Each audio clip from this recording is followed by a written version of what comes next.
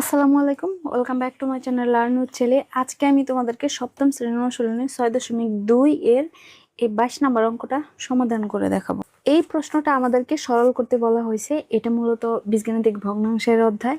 তো এখানে 3টা ভগ্নাংশ দেওয়া আছে, 3টা ভগ্নাংশকে আমরা সরল করব। ভগ্নাংশের যোগ, বিয়োগ এবং সরল একই নিয়মে করতে হয়। তো এখানে প্রথমত আমাদের কি করতে হবে, ভগ্নাংশের হরগুলার লসাগু নির্ণয় করতে হবে। তো আমি এখানে কয়টা ভগ্নাংশ, আর এই ভগ্নাংশের হর কোনটা? হর হচ্ছে বি আর এ হচ্ছে লব। এই ভগ্নাংশের হর কোনটা? 2b আর লব হচ্ছে 3a। এটা 2a হচ্ছে লব আর 3b হচ্ছে হর, অর্থাৎ এখানে বি, 2b আর হচ্ছে এই 3b। তো এই তিনটা হচ্ছে আমাদের হর। তো এই হর তিনটার লসাগু যদি করি তাহলে আমাদের প্রত্যেকটা রাশি থেকে যে যে উপাদানগুলো আছে, এই যে প্রত্যেকটার উৎপাদক, যেমন বি একটা উৎপাদক, এখানে বি, 2, 3 এরা কিন্তু প্রত্যেকটাই এক একটা উৎপাদক। তো এই উৎপাদকগুলার হচ্ছে কমনের একটা নেব আর আনকমনের সবগুলো নেব। অর্থাৎ কমন মানে কি, যে এই যে বি আছে, বি এখানে আছে, বি আছে, মানে তিনটা রাশির ভিতরে বি আছে, তার মানে কি এই তিনটার ভিতরেই বি কমন আছে। তাহলে তিনটা থেকে আমি বি একটা নেব। 2 আছে এখানে, 3 আছে এখানে, তার মানে 2 কিন্তু আনকমন, 3ও আনকমন, 2ও নিতে হবে, 3ও নিতে হবে, আর এদের মাঝখানে কিন্তু ইন্টু দিতে হবে, অর্থাৎ 2 × 3 × বি, 3 দুগুণে 6 আর হচ্ছে বি, অর্থাৎ হবে 6। বি হবে আমাদের লসাগু।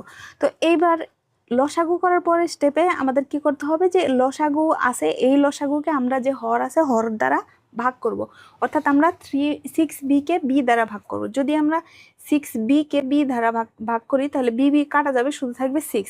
এই যে 6 থাকলো, এই 6 দিয়ে এবার আমি একে গুণ করব, অর্থাৎ লব যাই থাকুক না কেন তাকে গুণ করতে হবে। অর্থাৎ 6-এর সাথে এ গুণ করলে 6a হয় মাইনাস।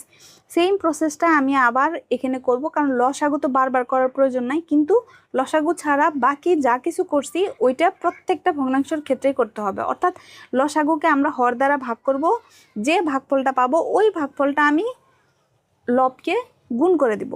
তো এখানে 2b দিয়ে 6b কে যদি আমি ভাগ করি তাহলে বি বি কাটা যাবে, তাহলে 2 দিয়ে আমি 6কে ভাগ করলে কত আসে? 3 আসে। তো ভাগফল 3 পাইছি এই ভগ্নাংশের ক্ষেত্রে। এই 3 নিয়ে আমি আবার 3a কে গুণ করি, 3 গুণ করলে কত হয়? তাহলে 9 হয়, আর এখানে এ আছে, এ প্লাস সেমভাবে এই যে 3bটা আছে, এই 3b দিয়ে 6b কে আমি ভাগ করব। 3b কাটা যাবে, 3 6-এর ভিতরে যাবে 2 বার, তাহলে ওই দিয়ে এই 2a কে গুণ করতে হবে। 2 আর 2 গুণ করলে 4 হয়, আর a এখানে থাকে।